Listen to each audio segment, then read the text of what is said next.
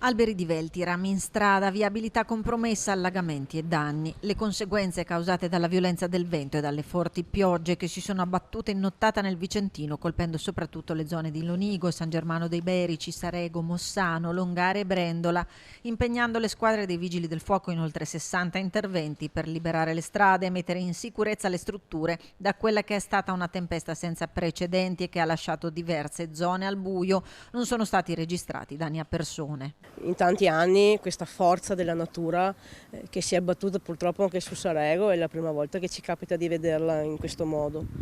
Cioè, si facevano 10 metri e c'erano piante per terra, soprattutto nella zona collinare, su via Grotte.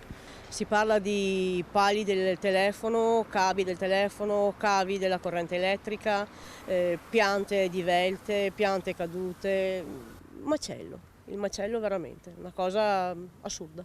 Danni a case, sì, abbiamo dei cittadini che purtroppo hanno avuto seri danni alle coperture piuttosto che alla muratura dell'edificio stesso, o ai giardini, gazebi volati, tende volate.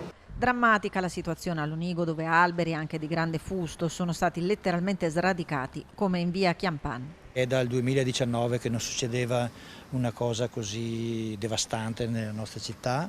Tra l'altro io l'ho vista anche praticamente in diretta perché ieri sera ero in comune e sono uscito alle 10:30 di ieri sera e stava passando il Fortunale e tra l'altro ha anche sradicato un albero, un tiglio che è nel parco del comune.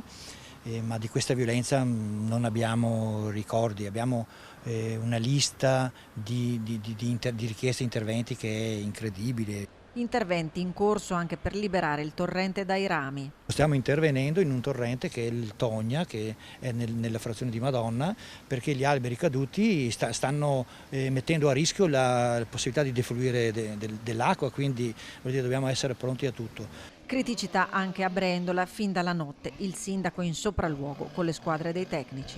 Una mura è crollata in via Montoni a Vo' di Brendola, state alcune piante che sono cadute, poi a San Vito, vicino al cimitero in via Ugo Foscolo, sono cadute altre 2 o 3 piante e alcune abbiamo adesso dato urgenza di tagliarle perché sono pericolanti, e poi a San Valentino anche lì alcune piante si sono mandate in mezzo alla strada. Con la protezione civile e i vigili del fuoco siamo riusciti insomma a liberare tutto quanto.